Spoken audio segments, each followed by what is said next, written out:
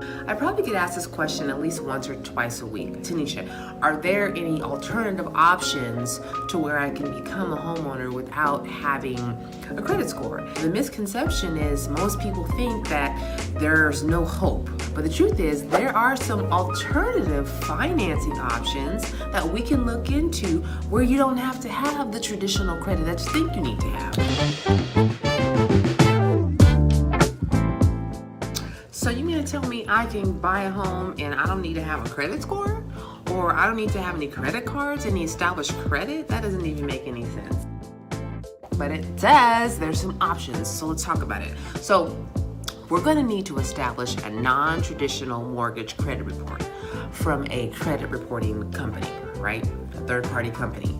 And so what we're going to be looking at is other things that you're paying on a monthly basis that aren't necessarily reporting on your credit report, okay? Now you still need to have 3 references. Just like going the traditional route, you would have to have 3 trade lines, right? Those are 3 things that are reporting on your credit report on a monthly basis. Those are called trade lines, like a car note, like a credit card. That's a trade line.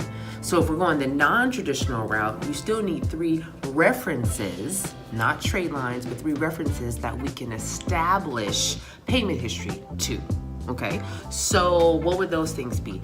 Those things would be an electric bill, a gas bill, a cable bill, a phone bill, an internet bill, things like that. Now let's just say you don't have any of the previous references. Is that it? No, there are still more options. We can look at insurance premiums, not deducted by payroll, school tuition. You know what? If you have a savings account and you've been making at least quarterly deposits over a 12-month period with no NSFs, we can use that.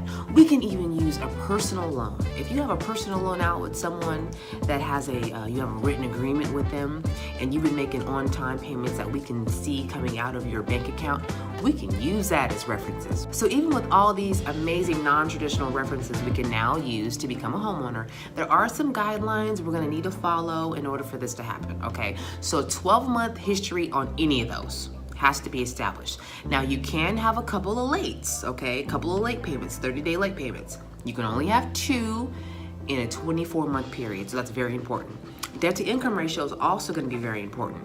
Now, traditionally with FHA financing, we can go all the way up to a 55% debt to income ratio, but with the non-traditional route, we're capped at 43%, so that's very important.